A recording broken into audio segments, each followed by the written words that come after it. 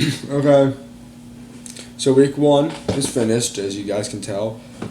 Last night was the last game of the best opening weekend ever, as portrayed by many analysts and ESPN. If you ever watch it, which I'm betting some of you do, we're pretty much just pretty much not overhyping, but hyping up for the past 2 weeks, I would say.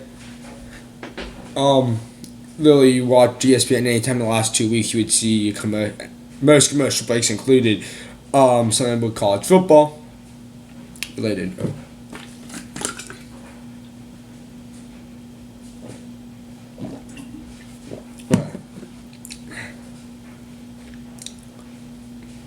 Start off the week, Tennessee barely escaped Appalachian State, 20-13 in overtime. Really, they won on a questionable call. No, not questionable call, but questionable play that some liked and some weren't as big as a fan of, just because of what happened. Tennessee tries, like I think Josh Dobbs it was, tries to go in for the touchdown. He stopped, but then the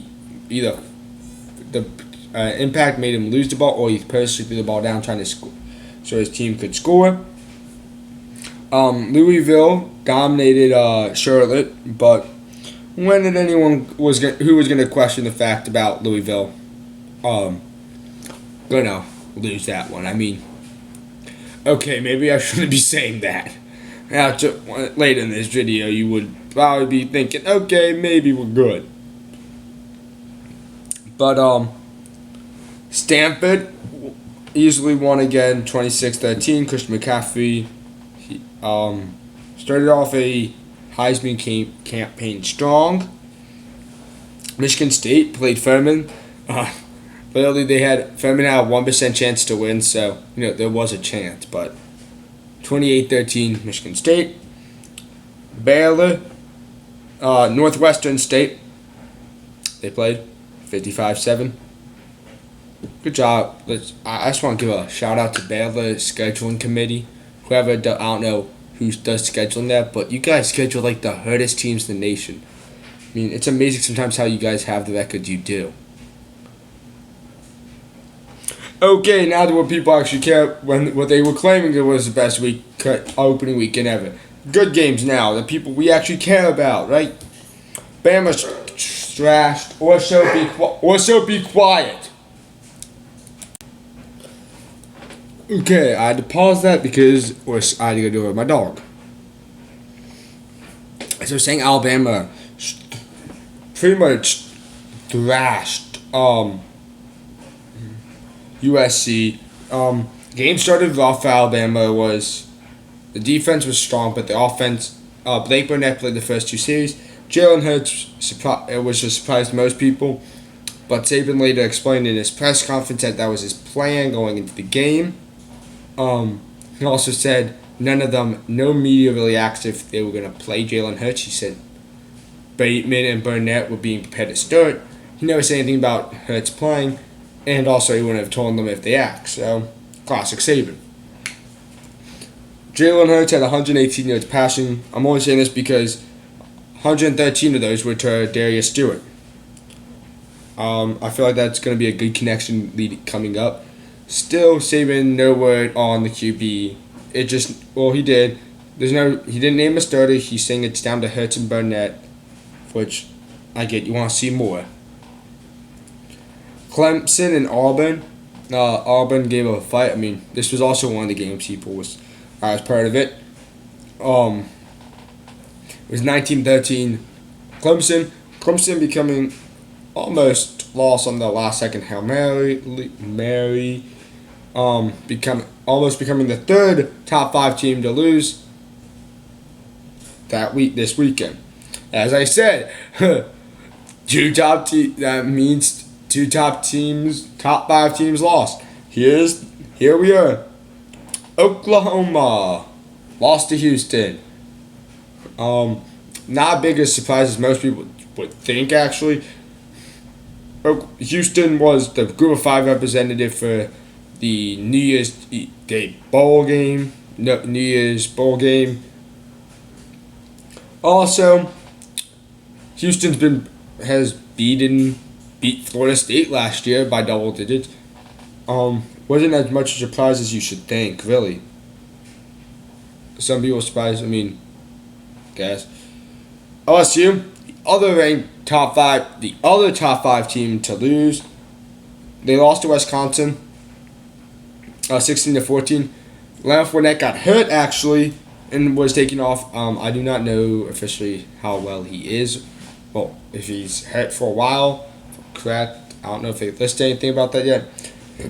But one of the most controversial plays is at the end of the game. Just look up LSU offensive lineman Wisconsin defensive player. You'll see the play. It was a dirty play. I see where maybe you could think, oh, he's running with the football, he's not down.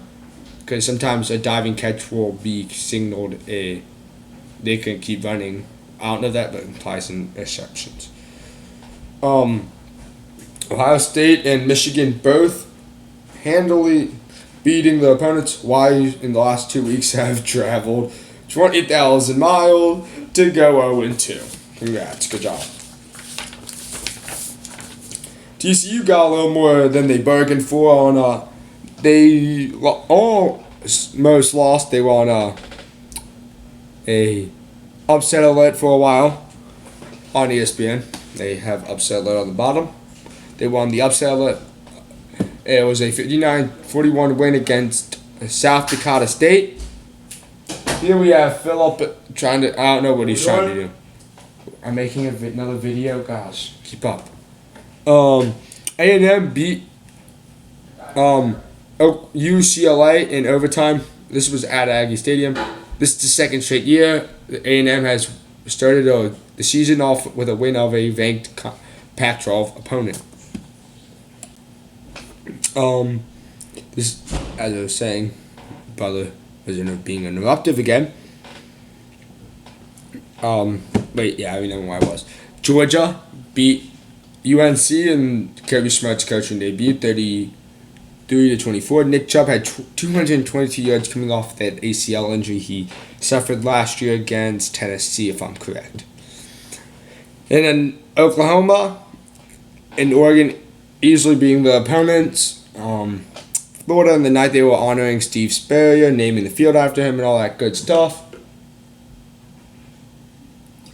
Only put up 10. I don't know why, my drink's a little... I got some pink lemonade, and it's a little... got a little tang, I guess, at the end of it or something. I don't know how to describe that. But they only put up 10 first half points. Only 24 in general on a 24-7 win. Georgia Tech beat Boston College over in Ireland. Navy easily beat Fordham 52-16. Pretty much, they had to pull their fourth string. There's reports they pulled the fourth stringer who was out of the stands because he was not dressed, so he was up in the stands with the rest of the midshipmen. I hope I called them the right thing. Yeah, the midshipmen, I think. I hope. Northwestern lost to Western Michigan. South Alabama beat Mississippi State in one of the worst weekends, I think, personally, for the SEC in a while. 7 losses did not go well. Another SEC loss. Missouri lost to West Virginia because a lot of people here like Maryland. Maryland beat Howard 52-13. I'm just looking for any other things that actually can. Oh yeah, Virginia lost to Richmond in FCS foul.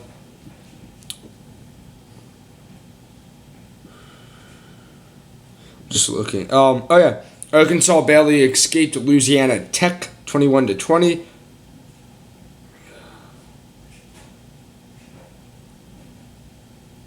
Sometimes I'll look over scores. I'll look over some, but I don't look over all. So Towson lost 56 to 20. FYI.